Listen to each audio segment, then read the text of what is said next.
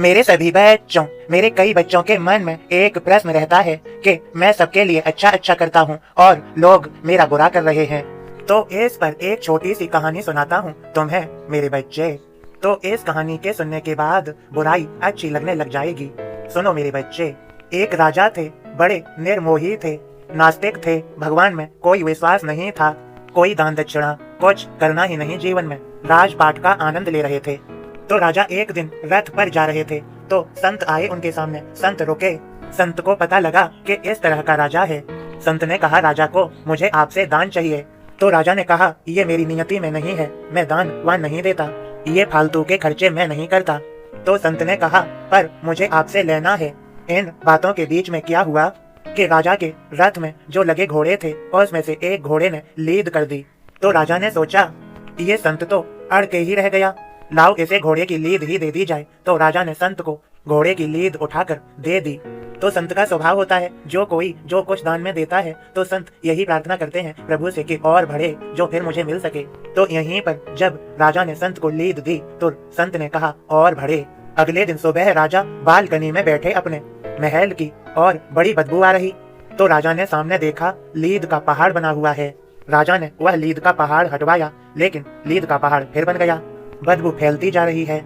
समझ में नहीं आ रहा राजा को ध्यान आया कि जब मैं जा रहा था तब एक संत रास्ते में मिला था, उसको मैंने घोड़े की लीद ही दे दी थी। तो उसने कहा था और बढ़े। तो कहीं इस वजह से तो नहीं यह लीद का पहाड़ बार बार बन रहा है। तो राजा को जैसे ही यह ख्याल आया राजा निकला महल से संत को ढूंढने। ढूंढते ढूंढते संत के पास पहुंचा। राजा ने कहा संत से मुझसे गलती हो गई, मैं माफी चाहता हूँ। मेरे महल के बाहर इस तरह घोड़े की लीद का पहाड़ बन गया है, मुझे क्षमा करें। तो संत ने कहा वो तो आपके कर्म हैं, यदि आप मुझे अन्न दान करते तो आपके घर में अन्न बढ़ता, यदि आप मुझे धन देते तो आपके घर में धन बढ़ता। राजा ने कहा मुझे क्षमा करें, मुझसे गलती हो गई, मुझ में सुधार आ गया है, आप निश्चिंत रहें, मैं समझ गया हूँ इस संदेश को। तो संत ने कहा हाँ निवारण है, लेकिन मुझसे कोई प्रश्न नहीं पूछेगा जब तक निवारण न हो जाए। तो राजा ने कहा ठीक है, नहीं पूछूंगा। तो संत ने कहा जा अपनी प्रजा में कुछ ऐसा फैला दे जिससे लोग तेरी बुराई करने लग जाएं। अब राजा वापस आया। राजा ने बातें ऐसी फैलवा दी कि राजा की सब जगह बुराई हो रही है, सारी प्रजा राजा की बुराई कर रही है। और फिर इधर राजा ने सुबह बालकनी में से देखा कि पहाड़ जो था वह साफ हो चुका है। तो राजा को लगा हाँ अब ये तो पहले जैसा हो गया है, वही सुगंध आ रही जो पहले आती थी, कोई दुर्गंध नहीं आ रही। राजा फिर गया संत के पास।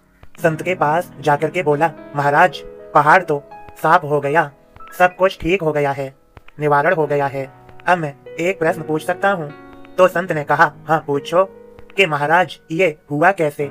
तो संत ने कहा कि जब लोग तुम्हारी बुराई कर रहे थे ना तब वे तुम्हारे प्रारब्ध को काट रहे थे, तुम्हारे बुरे कर्मों के हिस्सेदार बन रहे थे, तो तुम्हारे सारे प्रारब्ध उन लोगों ने खत्म कर दिए, इसलिए ऐसा संभव हुआ। तो मेरे बच्चों आज के बाद अगर कोई बुराई करे तो उनका धन्यवाद करना। खुश रहो मेरे बच्चों, तुम सभी पर मेरी कृपा भरा आशीर्वाद, श्रद्धा सबूरी, सबका मालिक एक।